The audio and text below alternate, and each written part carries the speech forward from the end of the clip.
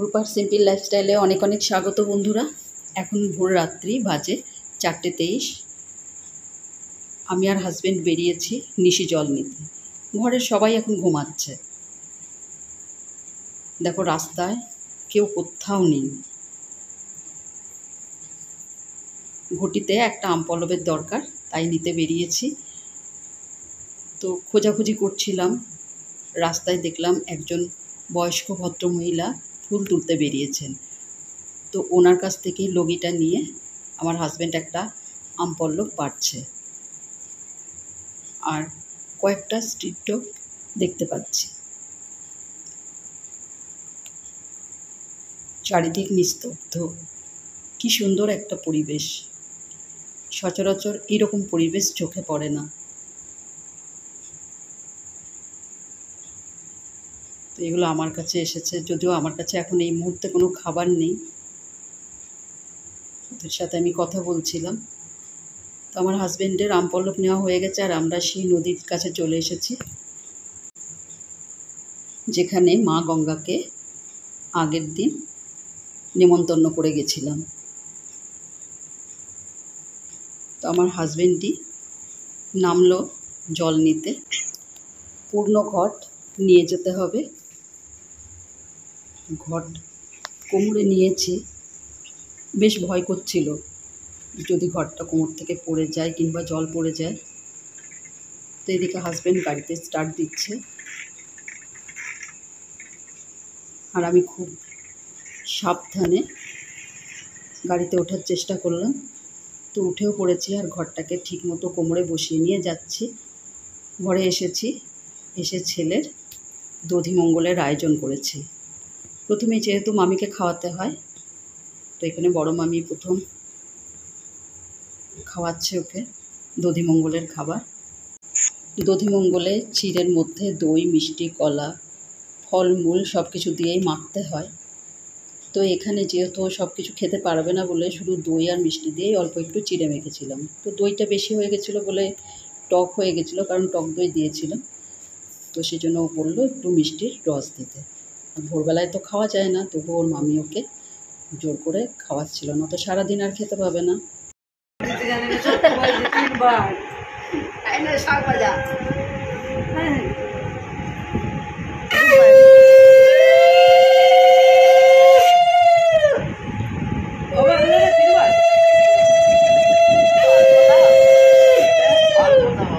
একটু একটু করে দাও, একটু একটু করে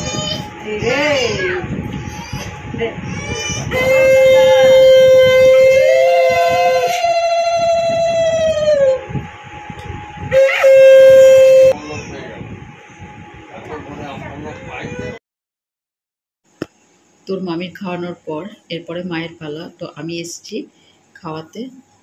ওকে বললাম যে দেখ, সারাদিন আর কিছু খেতে পারবি না, তো যতটা পারিস পেট করে খেয়ে নে। যদিও সকালবেলায় খালি পেটে বেশি খাওয়া যায় না। তো এরপর আমার ভাইয়ের মেয়ে এসছে। আর এই অনুষ্ঠান তো সাধারণত বিয়ের মতোই সব কিছুই।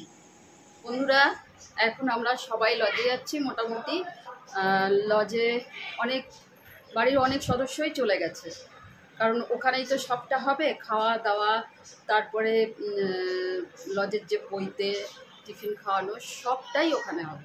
ওই জন্য সবাই ওখানে চলে গেছে লজে। আর এখন আমি স্নান করে নিয়েছি, এরপরে রেডিও হয়ে নিয়েছি। এবার ওখানে যাব, ওখানে ওই বাকি যে কাজগুলো আমায় করতে হবে আমার হাজব্যান্ডের সাথে, সেগুলো করব। তো ছেলেকে নিয়ে চলে গেছে, মেয়েও চলে গেছে। তো চলো, আমি এখানে রেডি হয়ে ব্যাগ ট্যাগ নিয়ে যাচ্ছি। আর এখানে কাঁসাগুলো থালা আছে, কারণ ভিক্ষা দিতে হবে। তো চলো, ওখানে গিয়ে আবার দেখা হবে। আমরা এখন সবাই লজে চলে এসেছি। আগে অনেকেই চলে এসেছে, আমার একটু আসতে দেরি হলো, কারণ আমি ঘরের অনেকগুলো কাজ গুছিয়ে তারপরে এলাম। আর পৈতের সময় মাকে তো লাগবেই। তো নিচে এখানে টিফিন খাওয়ানো হচ্ছে। যারা উপোসী তাদের বাদ দিয়ে যারা উপোস করেনি তারা এখানে টিফিন খাচ্ছে। আর টিফিনটা খেতে দিচ্ছিল আমার ছোট ভাই, আর পৈতে দেবে আমার বড় ভাই, সেটাই ঠিক হয়েছিল। আমার ছোট মামি, আর আমার মাসি দাঁড়িয়েছিল। তো ভাই যাই হোক কোনো কাজে আমাকে ডাকছিল, সেজন্য আমি একটু দাঁড়িয়ে গেছিলাম। আর এখানে আমার কাকা শ্বশুর আর আমার ননদের বেয়াই দুজন মিলে বসে আছে। বাহ, দারুণ সাজিয়েছে তো, ভালো লাগছে। এই জায়গায় পইতে হবে, এখানেই যজ্ঞ হবে, আর এখানে নারায়ণ ঠাকুর রাখা হয়েছে, আর এখানে হবে গাত্র হরিদ্রা, সেই জন্য চারদিকে কলা পাতা দেওয়া হয়েছে। আমার হাজবেন্ড এখন নান্নিমুখ করতে বসেছে। তো এখানে আমাকে বলা হচ্ছে যে আঁচলটা খুলে ছেলের মাথায় দিতে।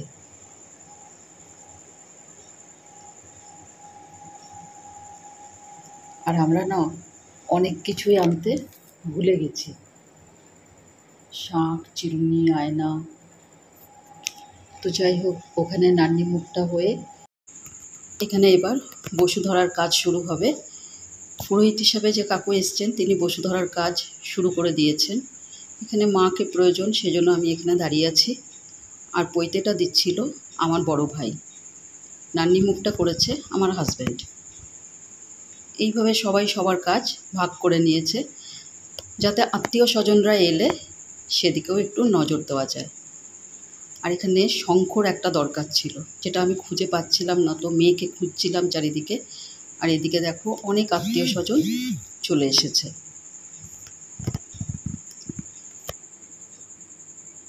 এই যে এখানে আমার বান্ধবী, ওরাও চলে এসেছে।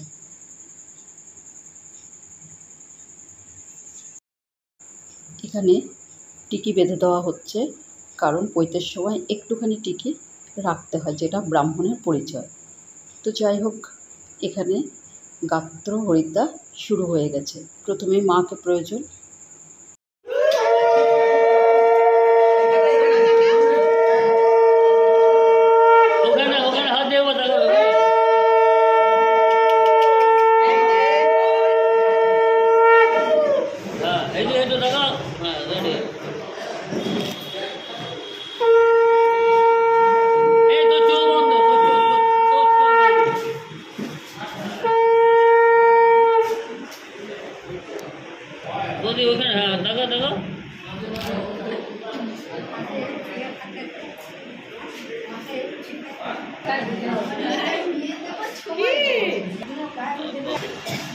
সবাইকে ছবিতে এসে বসে গেলে ভালো না, বসে না দাঁড়িয়ে কেটে যাবে, দাঁড়িয়ে কেটে যাবে।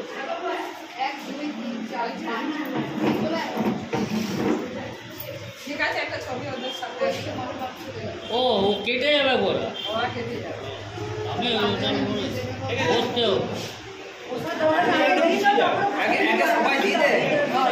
বুঝতে পারছি, আমি এখান থেকে ঘটনাই পাবো। হ্যাঁ বলছি আগে সবাই দিতে, তারপর সবাইকে একসাথে তুলে দেবে। বলে একটু এদিকে গাঢ় হয়ে যাচ্ছে, ঠিক আছে।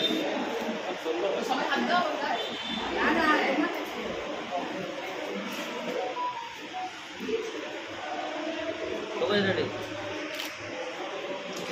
এখান থেকে হলে ঘটনাই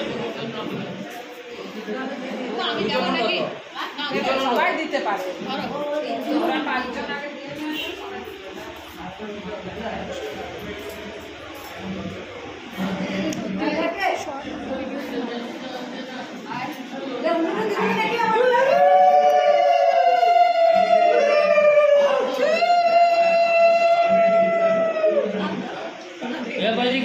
হ্যালো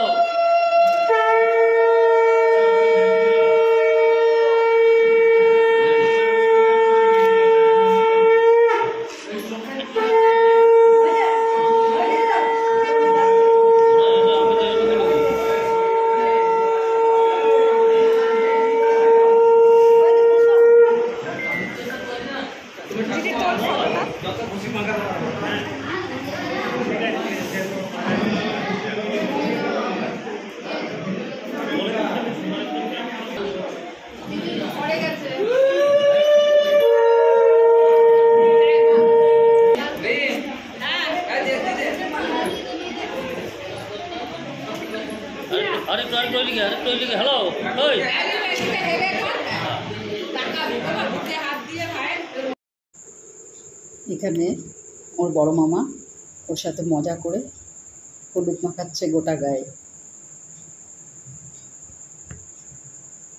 আমিও ভাইকে হলুদ মাখিয়ে দিয়েছি গোটা মুখে। তো এরপরে দর্পণ দিয়ে মুখ দেখে আর চিরুনি দিয়ে চুল আঁচড়ে দিতে হয়। তো ছোট আয়না চিরুনি না ঘর থেকে আনতে একদম ভুলে গেছি। তো বরণ কুলে যে চিরুনি আয়না থাকে সেটা দিয়েই ভাই দেখিয়ে দিল। আর এখানে ক্যামেরাম্যান ছবি তোলাতুলি করছিল। তো যাই হোক, গাত্রহরিদ্বার পর্ব এখানে শেষ। গায়ে হলুদ হয়ে গেছে, এখন ছেলেকে স্নানে পাঠালাম। আর এদিকে আমি ভিডিও করে দেখাচ্ছি যে অতিথিরা মোটামুটি প্রায় সবাই চলে আসছে। তো এদিকে অতিথি আপ্যায়ন করতে হচ্ছে, যারা উপোস দিয়ে আছে তাদেরকে লাল চা, কোল্ড ড্রিঙ্কস এইসব দিচ্ছিলাম। আর সাথে অতিথি আপ্যায়নও করছিলাম। তারপরে এক ফাঁকে নিচেও এসছি 2-3 বার যে খাওয়ানো হচ্ছে কিনা সেটা দেখার জন্য। চলো বন্ধুরা, আমি একটু চেঞ্জ করতে এসেছিলাম, চেঞ্জ করে যাচ্ছে। আর এই যে আমার বান্ধবী আর আমার বান্ধবীর হাজব্যান্ড, জ্বর এসছে ওনার। চলো ওখানে যাই। ওখানে না সমস্ত লোকজন আসা শুরু হয়ে গেছে অলরেডি। আর আমি বাড়িতে গেছিলাম একটু চেঞ্জ করতে, কারণ কাপড়ে তেল লেগে গেছিলো। তো চেঞ্জ করে এসে দেখছি ছেলের চুল কাটা হয়ে গেছে, অর্থাৎ ন্যাড়ামুন্ডি হয়ে গেছে, এখন কান ফুটো করছে। তো ওকে মানা করা হয়েছিল, তুই যদি না পারিস তো ছেড়ে দিবি, কিন্তু বলেছে না, আমি সমস্ত নিয়মকানুন মেনেই করব। তো উপনয়নের সমস্ত নিয়মকানুন মেনেই করানো হচ্ছে। আর এখানে ওর হাতে 2টো মিষ্টি দেওয়া হয়েছিল, তো মিষ্টিগুলো ব্যথায় ওর চিপে একদম গুঁড়ো গুঁড়ো করে দিয়েছে। আর ওর পিছনে ওর ভিক্ষে মা দাঁড়িয়েছিল। তো এখানে যজ্ঞর কাজ শেষ হয়ে গেছে, কিন্তু পৈতে এখনও সম্পন্ন হয়নি। তো এখানে মা, অর্থাৎ আমার শাশুড়ি মা, তার নাতিকে আশীর্বাদ করলো। আর এখানে যারা নেমন্ত্রিত অর্থাৎ অতিথি, অনেকেই ব্রহ্মচারীকে প্রণাম করছে। তো এখানে দেখো কুশের পৈতে প্রথমে পরানো হয়েছে, এরপর যেগুলো সুতোর পৈতে অর্থাৎ 6 দণ্ডি 9 দণ্ডি এইরকম পৈতে তারপর পরানো হবে। তো সেই কাজই এখন চলছে। আর গিফটগুলো আমি এই জায়গায় রেখে দিয়েছি, যারা গিফট দিচ্ছে আমি সব ওই জায়গাতেই রেখে দিচ্ছি। এখানে এখন পৈতে দেওয়া হচ্ছে। প্রথমে কুশের পৈতে পরানো হয়, সেই মন্ত্র পাঠ করে তারপরে পৈতে সুতোর মন্ত্র দিয়ে পৈতে পরাতে হয়। এখানে ওকে গায়ত্রী মন্ত্র কানে দেওয়া হচ্ছে। তো যাই হোক, পৈতের কাজ প্রায় সম্পন্ন হয়ে এসেছে এবং সুসম্পন্নভাবেই পৈতেটা হয়েছে ভগবানের আশীর্বাদে। এখন এবার ভিক্ষা দেওয়ার পালা। প্রথমেই মাকে দিতে হয়। তো আমার ভিক্ষা দেওয়া হয়ে গেছে, যদিও আমার ভিডিওটা কেউ করেনি। তো তারপর একে একে সবাই দেবে, আর শেষ ভিক্ষাটা দিতে হয় ভিক্ষে মাকে। ভিক্ষে মা ভিক্ষে দেওয়ার পর আর কিন্তু কেউ ভিক্ষা দিতে পারবে না।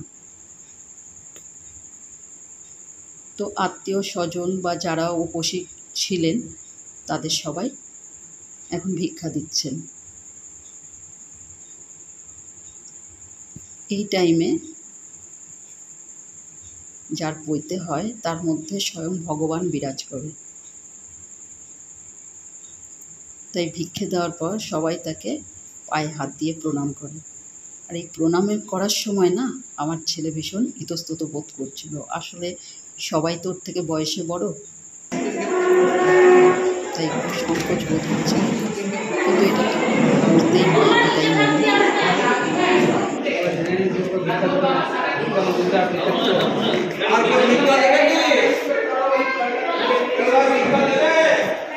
যা চাওয়ার চেয়ে নে। ভালো করে যেন ভালো একটি বড় হয়। আর তুই ওই মুখা কর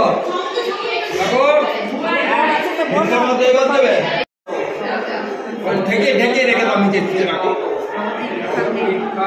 চালটা দে, চালটা দে, চালটা পয়সাটা দিয়ে দাও। আতপ চালে এক মুঠা আতপ চাল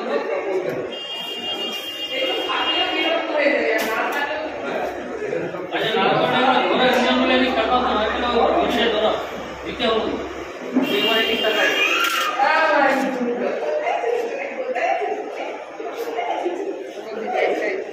দাও আমাকে দাও।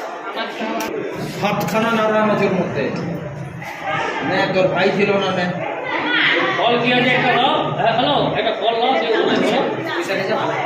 ওই ইয়া ওখানে টাকা দে নে তোর বেটা ছিল না বেটা হয়ে যাও হয়ে গেছে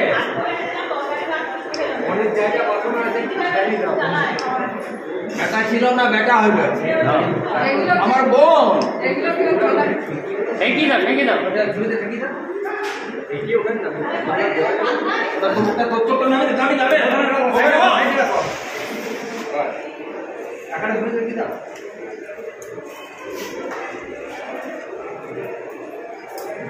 হয়ে গেছে সবাইকে বাকি নেই তো ওই না এখন বলতে তোরা আগে বলবি ঠিক আছে একদম পিছনে গেলে কেন বড়িয়া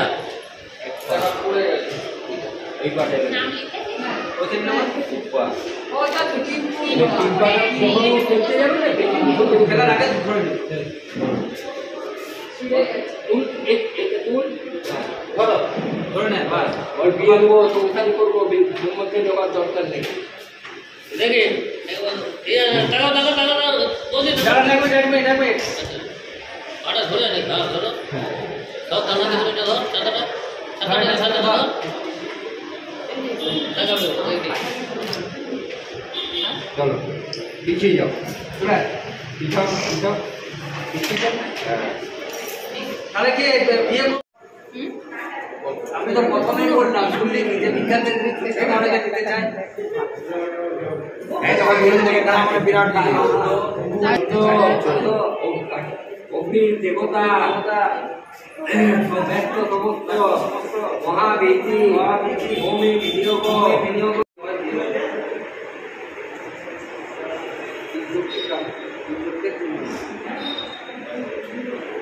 কষ্ট হচ্ছে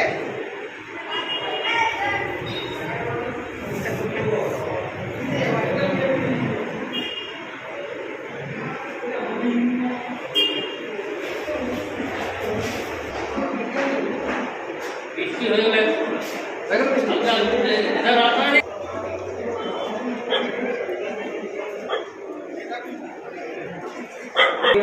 বিনিয়োগে ও পূর্ণভৌম যশমে শুভমি রসময় শুভমি পরস্ময় দাবি পরদিনে সততা ভাবি লোকে স্বাহা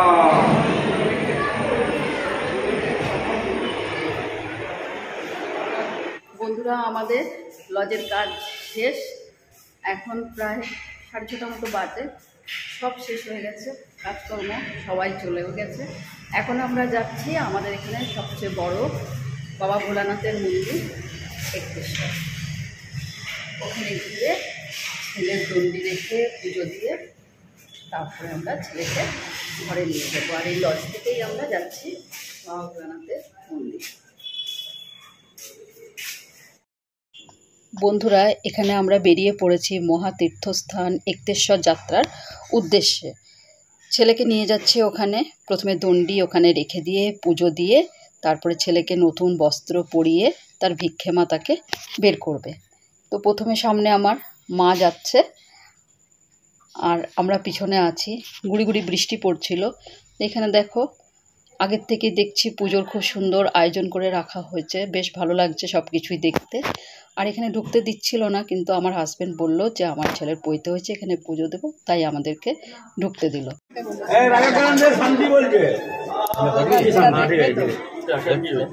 সাজাবে, সাজিয়ে এই যে ঢুকাবে সিঙ্গার করে দেখবে। আমরা এখানে এসেছি তার এক বিশেষ একটা কারণ আছে, কারণ পৈতে দেওয়ার পর 3 দিন ঘরে রেখে 4 দিনের দিন সূর্য দেবতার মুখ দেখে বার করতে হয়। তো ঘরের অসুবিধাও রয়েছে, আর আজকালকার দিনে কেউ এতটা করেও না, তাই যেদিন পৈতে হয় সেদিনই বের করে দেয়। তো আমরাও তার ব্যতিক্রম করলাম না, বের করে দিয়ে একবারে একটেশ্বরে এসে সেখানে দণ্ডি রেখে তার ভিক্ষে মা রাজবেশ পরিয়ে তাকে বের করে নিয়ে যাবে ঘরে। আর এখানে আমরা 2 মা ছেলের 2 পাশে দাঁড়িয়ে আছি। তো এখানে ভেতরে পুজো হচ্ছে, সেই ভিডিওই দেখানো হচ্ছে। প্রথমে ভেতরে ঢুকতে দেয়নি, বলা হয়েছিল যে সাজানো হবে বাবাকে। তো অনেক লোকের ভিড় দেখে লাস্টে গেট খুলে দিয়েছিল। তো এখানে আমরা ভেতরে ঢুকেছিলাম পুজো করতে। পুজো দেওয়ার পর আমরা বাইরে এসেছিলাম। তো বন্ধুরা, ভিডিওটা কেমন লাগলো অবশ্যই তোমাদের মতামত কমেন্টে জানিও। ভালো লাগলে একটা লাইক করে দিও। আর আমার চ্যানেলে যারা নতুন বন্ধু, প্লিজ আমার চ্যানেলটিকে সাবস্ক্রাইব করে আমার পাশে থেকো। অনেক ধন্যবাদ। শুভরাত্রি। টাটা।